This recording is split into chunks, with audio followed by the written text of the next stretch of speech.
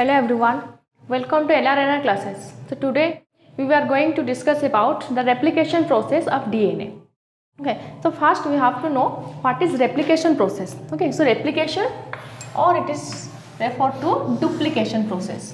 Okay, so replication is a process in which process the DNA is able to synthesize its own strand. Okay जो process है DNA अपना खुद का strand synthesise कर सकता है. डीएनए का जो कैपेसिटी है that capability is called as replicating capacity. Okay and that process is called as replication process. Okay so replication process refer to duplication process also and it refers to synthesis of DNA itself. Okay where the DNA synthesizes its own strand, that process is called as replication process.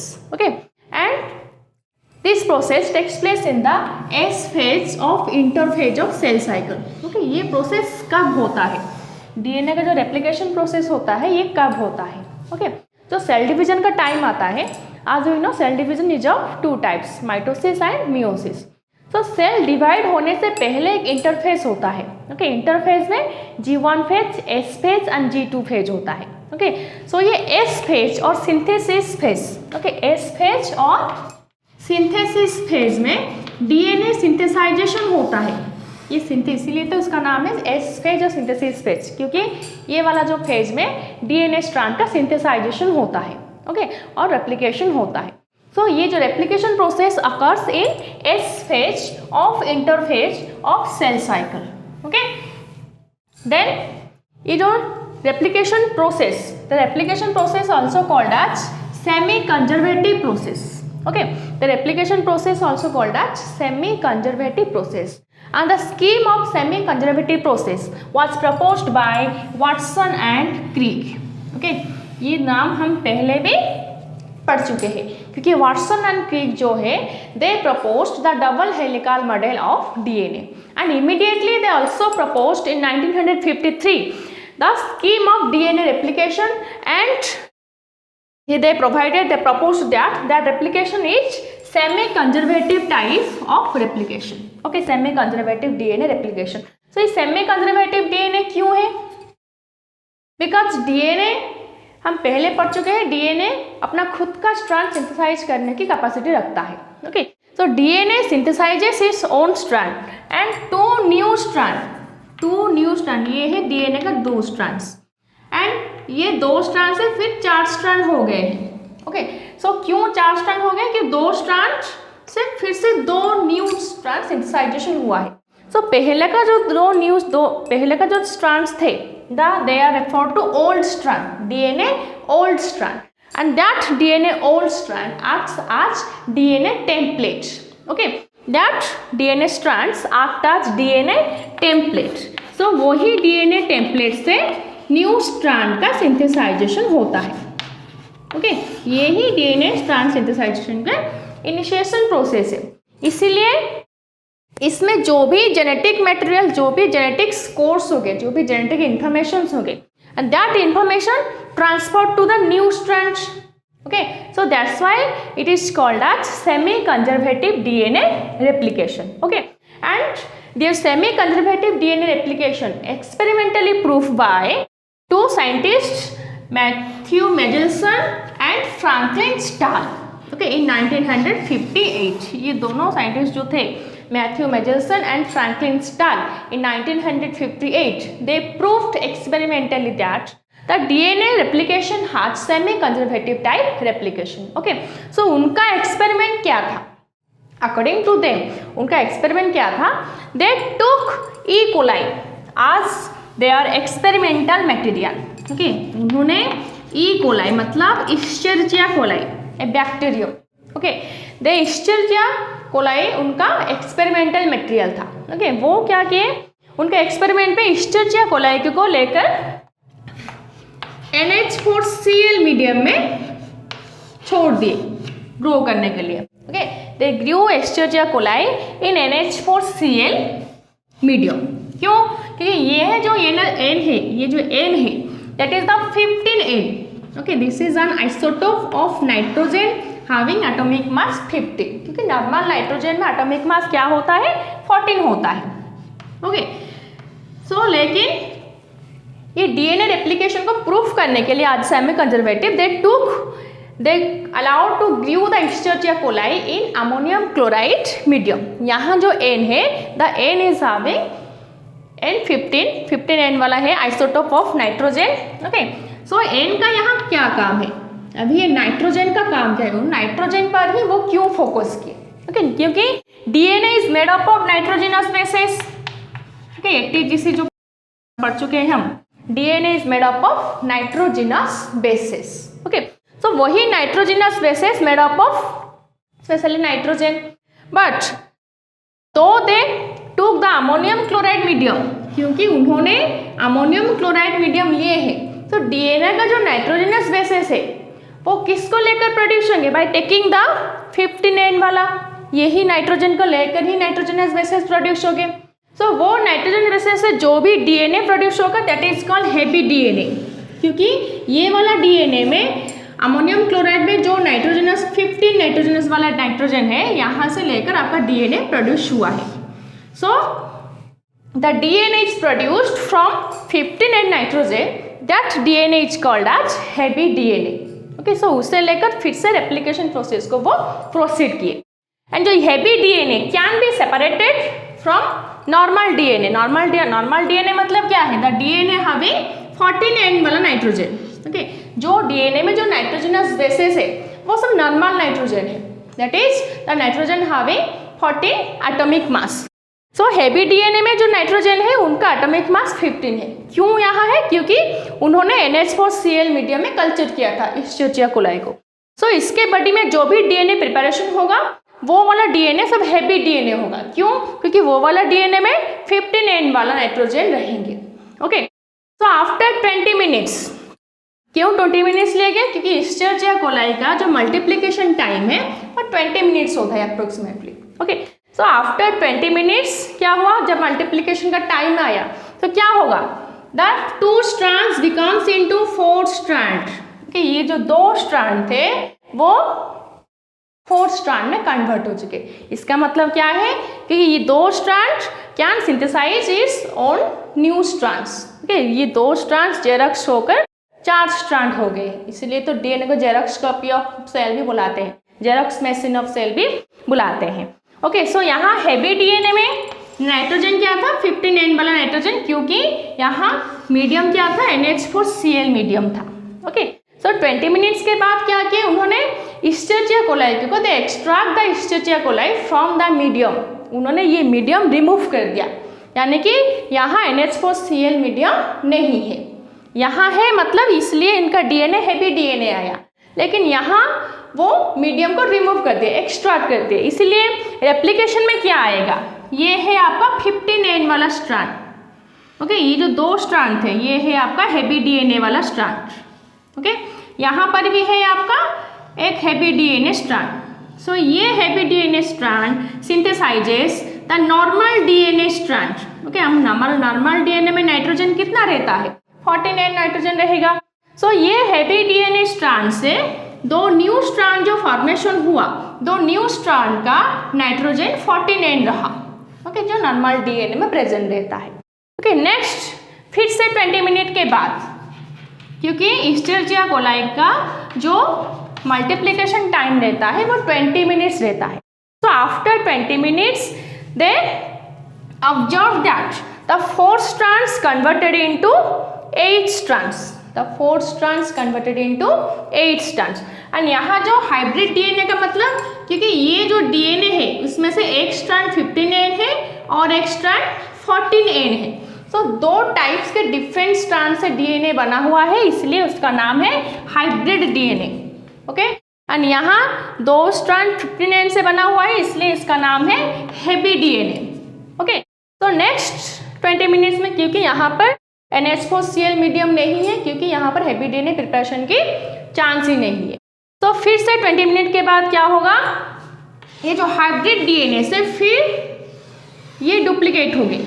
Okay, hybrid DNA से duplication हो गए, जो new strands formation हो गए वो 2 ही strand आपका 14N रहेगा, यहाँ 14N ही रहेगा। एंड ये जो है उसका लाइट DNA। ओके, ये है आपका हाइब्रिड DNA। एंड ये जो 2 स्ट्रैंड्स हैविंग 14N वाला that is called light DNA. Okay, so this is the experimental proof of Mendelssohn and Stahl. They proved that DNA can able to replicate and that replication is a type of semi conservative type DNA, क्योंकि 2 strand से 2 new strands बनता है, 2 strand से 4 strand, 4 strand से 8 strand, ऐसे होकर replication होता है. So that type of replication is called as semi conservation type of replication. Okay, so next हम जानते हैं कि रेप्लिकेशन का मैकेनिज्म क्या है, कैसे डीएनए रेप्लिकेशन होता है. So let's start the mechanism of replication process. So in case of long DNAs, okay, in case of long DNAs, the 2 strands of DNA cannot be separated from each other in its entire length. Okay, so ये जो DNA बहुत long lengthy रहते हैं वो DNA पूरे entire length में separated नहीं हो पाते. सो इसलिए क्या होता है, एक पॉइंट में वो 2 स्ट्रैंड्स ओपन होते हैं. ओके, ये ओपनिंग पार्ट को हम बोलेंगे replication fork and that process is called as uncoiling process. Okay, and that process is called as uncoiling process. And ये जो अनकॉइलिंग प्रोसेस होगा, this uncoiling process is catalysed by DNA helicase enzyme. Okay, this uncoiling process is catalysed by DNA helicase enzyme और DNA unwindase enzyme, क्योंकि ये DNA strand को क्या करेगा, unwind करेगा, रिवर्स डायरेक्शन में अनवाइंड करेगा. Okay, so DNA strand separated होने से पहले क्या होना होगा, the breaking down of hydrogen bond occurs. Breaking down of hydrogen bond, ये हाइड्रोजन बॉन्ड कहां से आएगा, that hydrogen bond is established in between 2 nitrogenous bases in the DNA strand. क्योंकि DNA strand में जो 2 bases है, in opposite of 2 strand में जो 2 bases होगा, so in between 2 bases में hydrogen bond present है. so इसीलिए तो 2 strands twisting around each other due to hydrogen bond between 2 bases. so इसीलिए अनकॉइलिंग होने के लिए ये हाइड्रोजन बॉन्ड को तोड़ना होगा. Okay, so after breaking down of hydrogen bond, the DNA strand is able to uncoil by the catalysis of enzyme DNA helicase और DNA unwindage. जहाँ से ये uncoiling होगा, that point is called replication fork. Okay, so that after replication fork formation, another enzyme, it's called DNA dependent DNA polymerase enzyme. Another enzyme is called DNA dependent DNA polymerase enzyme, जो replication process को initiate करेगा, start करेगा. क्यों, क्योंकि ये वाला जो enzyme है, it can catalyze the polymerization process of nucleotides in a high accuracy and with a faster rate. Okay, बहुत जल्दी, बहुत कम टाइम में ज़्यादा न्यूक्लियोटाइड्स को पॉलीमराइजेशन करता है and that is also with very accuracy. Okay, so mutation crossing over के वजह से कुछ सीक्वेंस में एक्सचेंज हो जाते हैं, but DNA polymerase can able to polymerize the nucleotide chain with high accuracy and very faster rate. So it has a major role in the replication process to initiate the replication process. So DNA polymerase क्या करेगा, next it synthesizes the RNA primer. It synthesizes the RNA primer. ये RNA primer को synthesize करेगा over the DNA template strand, over the DNA template strand. So DNA template strand किसे बोलेंगे, the original DNA strand is called DNA template strand. So DNA template strand के ऊपर RNA primer formation होगा. Next step क्या है, synthesis of RNA primer. ये RNA primer को कौन सिंथेसाइज करेगा, डीएनए पॉलीमरेज सिंथेसाइज करेगा. सो आरएनए प्राइमर है क्यों, so why this RNA primer, कि RNA primer has free 3' OH bond. So that's why RNA primer initiates the DNA replication process, and this RNA primer is made up of 10 to 20 nucleotides. Okay, 10 to 20 nucleotides में RNA primer बना हुआ है. So this RNA primer synthesized by DNA template over the DNA polymerase over the DNA template strand. So next step क्या आएगा, complementary base pairing. Next step is the complementary base pairing. हाँ, ये जो uncoiling station है, ये जो अनकॉइलिंग हुआ है यहाँ पर, DNA strand is uncoiled, then to remove the uncoiling tension, क्योंकि अनकॉइलिंग होने के बाद भी ये डीएनए स्ट्रैंड ऐसे कॉइलिंग होकर रहता है। सो ये अनकॉइलिंग टेंशन रिमूव करने के लिए there is another enzyme to remove the uncoiling tension. So uncoiling tension को रिमूव करने के लिए, ये अनकॉइलिंग टेंशन क्या होता है? So after uncoiling of DNA strand, the DNA strand also coiled like structure. So इसे स्ट्रेट होने के लिए अनकॉइलिंग टेंशन को रिमूव होना पड़ेगा। So to remove the uncoiling tension there is another enzyme that is called DNA topoisomerase enzyme. DNA topoisomerase enzyme और DNA gyrase to remove the uncoiling tension. There is another enzyme called DNA topoisomerase enzyme और DNA gyrase enzyme. Okay, so first step क्या है हमारा uncoiling, next step synthesization of RNA primer और next step complementary base pairing. Okay, so यहाँ क्या हुआ है, ये base pairing था पहले बेस पेयरिंग था और after breaking down of hydrogen bond ये जो बेस पे बेसेस है ये सब अनपेयर हो गए हैं। नाउ यहाँ जो बेसेस प्रेजेंट होगा that is in exposed condition में प्रेजेंट होगा, वो अभी अनपेयर कंडीशन में है, एक्सपोज्ड कंडीशन में है। सो ये बेसेस को पेयरिंग होने के लिए अनदर कंप्लीमेंटरी बेस आएगा, कहाँ से? From the nitrogenous base pool present in the nucleoplasm. Okay, so nucleoplasm में नाइट्रोजनस बेस पूल है, नाइट्रोजनस बेस पूल। सो वहां से complementary base pair attach against the bases present in the DNA template strand. Okay, so suppose यहां क्या है, suppose यहां adenine base है, suppose यहाँ एडेनाइन बेस है।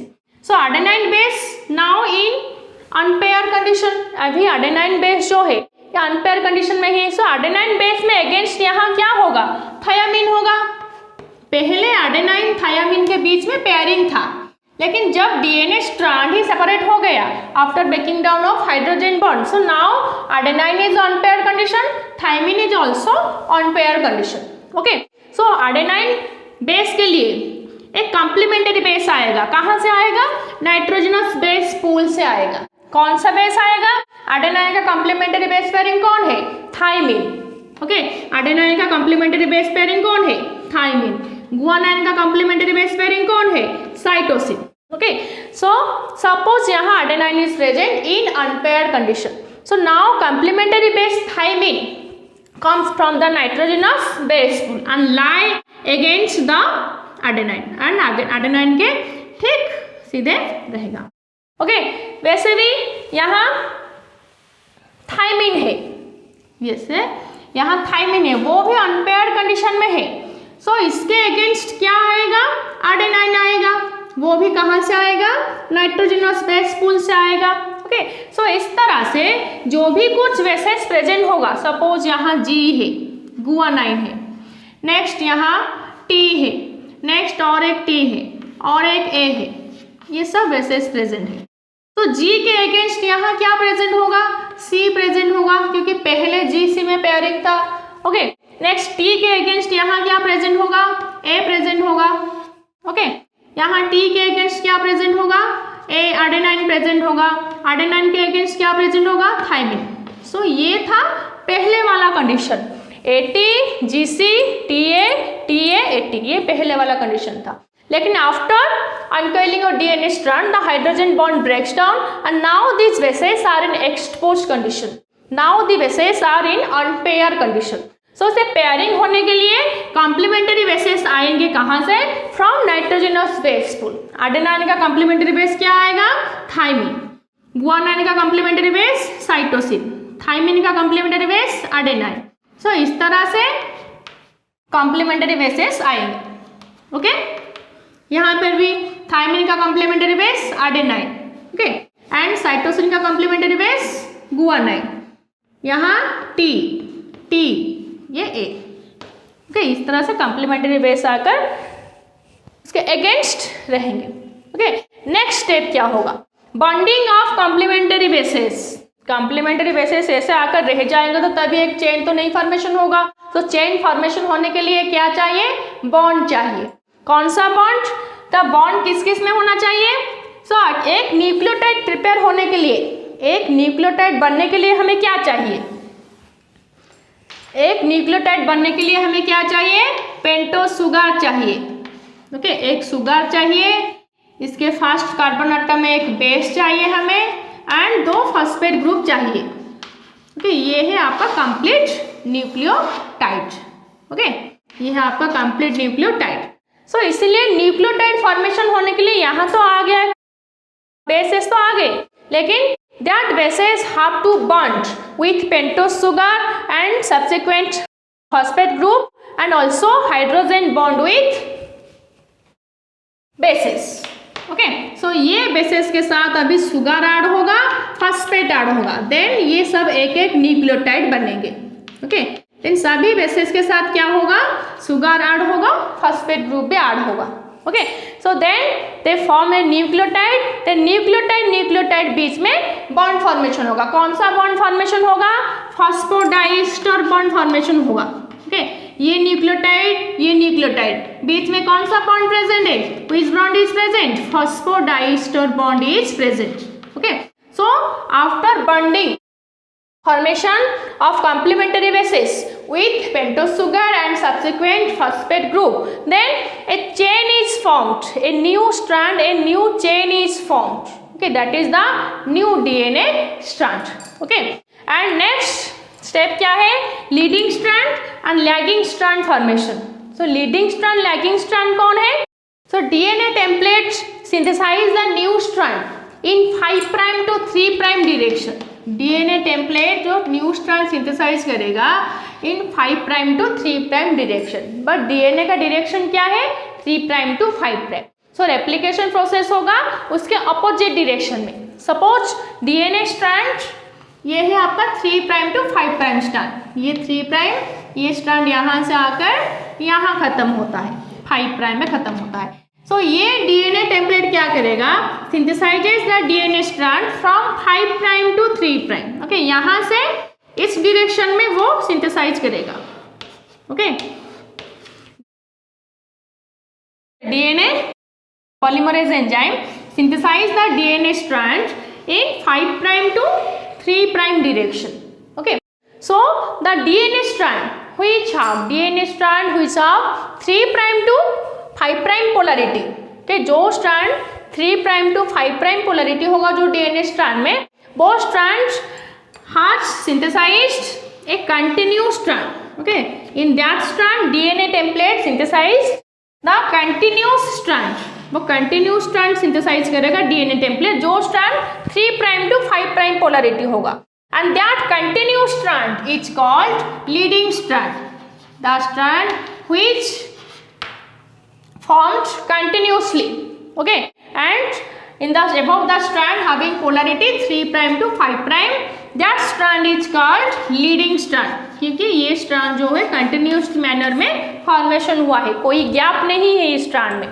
Okay, but the DNA strand, the DNA template strand which has 5 prime to 3 prime polarity, जो DNA template strand में 5 prime to 3 prime polarity होगा, वो स्ट्रैंड में DNA template synthesizes the new strand but in discontinuous manner. Okay, so the DNA template strand which has 5 prime to 3 prime polarity, in that strand in the above the DNA polymerase enzyme synthesizes the new DNA strand but in discontinuous manner. Okay, उसके ऊपर DNA synthesize करेगा लेकिन discontinuously synthesize करेगा। Okay, suppose this has the 5 prime to 3 prime polarity, so DNA polymerase synthesises the strand in discontinuous manner. Okay, so इस direction में synthesise होगा, but ये जो स्ट्रैंड होगा ये डिसकंटिन्यूअस मैनर में होगा, कुछ कुछ गैप रह जाएंगे। ओके, बीच बीच में गैप रह जाएगा। So that strands are called lagging strand. That strand is called lagging strand or Okazaki fragment. Okay, or Okazaki fragment. So that discontinuous strand, okay, that discontinuous strand are joined with each other by DNA ligase enzyme. That joining enzyme is called DNA ligase enzyme. Okay, so next step क्या है, joining of lagging strand. जो lagging strand join हो गए कौन से enzyme के through, DNA ligase enzyme, that is the DNA joining enzyme is the DNA ligase enzyme. वो enzyme discontinuously synthesized strand और ओकाजाकी फ्रैगमेंट्स को joining करेगा. ओके, नेक्स्ट स्टेप क्या है, रिमूवल ऑफ आरएनए प्राइमर और अनपेयर्ड न्यूक्लियोटाइड. सो हमारा जो फर्स्ट स्टेप में आरएनए प्राइमर सिंथेसाइजेशन हुआ था, सो डीएनए स्ट्रैंड में आरएनए प्राइमर को तो कुछ काम नहीं है. So after replication process RNA primer has to be removed and RNA primer is removed. Also unpaired nucleotide. ये अनपेयर्ड न्यूक्लियोटाइड कौन है, कहाँ से आएगा, सपोज मैंने पहले भी जो समझाया था, सपोज यहाँ ए है, एडेनाइन है, यहाँ क्या होना चाहिए, टी होना चाहिए, थाइमिन होना चाहिए. सपोज टी के बदले एक जी बेसिस आ गया. ये तो फिक्स नहीं है, रैंडमली कोई एक भी न्यूक्लियोटाइड आ सकता है, कोई एक कंप्लीमेंट्री बेसिस आ सकता है. सपोज ए के अगेंस्ट एक गुआनाइन बेस आ गया, सो ए के साथ तो गुआनाइन पेयरिंग नहीं हो सकता. Okay, so guanine is leave. Okay, guanine वैसे ही रह जाएगा आज अनपेयर्ड न्यूक्लियोटाइड. ओके, नेक्स्ट जब टी आएगा देन वो उसके साथ पेयरिंग करेगा. सो ये वाला जो एक है, ओके, जो डिफेक्टिव इंसर्शन न्यूक्लियोटाइड्स है वो सब क्या होगा, रिमूव हो जाएगा. And that removal of RNA primer and unpaired nucleotides और unnecessary nucleotides or defective insertion of nucleotides are removed by DNA polymerase 1 enzyme. Okay, ये रिमूवल का जो प्रोसेस होता है that is removed by DNA polymerase 1 enzyme. So इसीलिए DNA polymerase 1 is called as proofreading enzyme. Okay, so next step, twisting of old strand and new strand. Okay, final step is the, ये जो old strand, ये जो new strand है वो फिर से twist हो जाएंगे, न्यू DNA फॉर्मेशन करेंगे.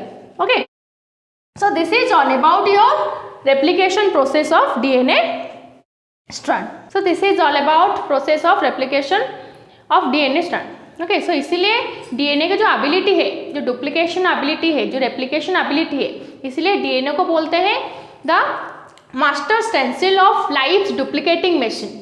ओके, सो सेल का जो डुप्लीकेटिंग मशीन है वो DNA ही है, because due to capacity of replication process. Okay, so इस रेप्लिकेशन को हम क्या बोलते हैं, सेमी कंजर्वेटिव टाइप रेप्लिकेशन.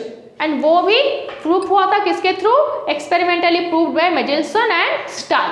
सो क्यों सेमी कंजर्वेटिव रेप्लिकेशन है, बिकॉज यहाँ जो जेनेटिक सीक्वेंस होगा, यहाँ पे जेनेटिक सीक्वेंस प्रेजेंट है, लेकिन यहाँ क्या हुआ है, लीडिंग स्ट्रैंड फॉर्मेशन हुआ है. एक स्ट्रैंड में लीडिंग स्ट्रैंड फॉर्मेशन होगा और एक स्ट्रैंड में लैगिंग स्ट्रैंड फॉर्मेशन होगा. सो जो स्ट्रैंड में लैगिंग स्ट्रैंड फॉर्मेशन होगा वहाँ तो पूरा जेनेटिक इन्फॉर्मेशन ट्रांसफर नहीं हो पाएगा, यहाँ बीच बीच में गैप रह जाएगा. ओके, सो इसीलिए 50% genetic information is transferred to the newly synthesized DNA strand, because the lagging strand formation, इस तरह का जो लैगिंग स्ट्रैंड फॉर्मेशन हो रहा है, जो बीच बीच में गैप रह जाता है, इस गैप में जेनेटिक इन्फॉर्मेशन ट्रांसफर नहीं हो पाएगा. ओके, इसलिए 50% ट्रांसफर होता है, 50% रह जाता है ओल्ड स्ट्रैंड में. So that's why this replication also called as semi-conservative type replication, and it is experimentally proved by Megelson and Starr. Okay, so this is all about your replication process of DNA. If you have any doubt, so comment in my comment box. I will solve your doubt in my next class. Thank you.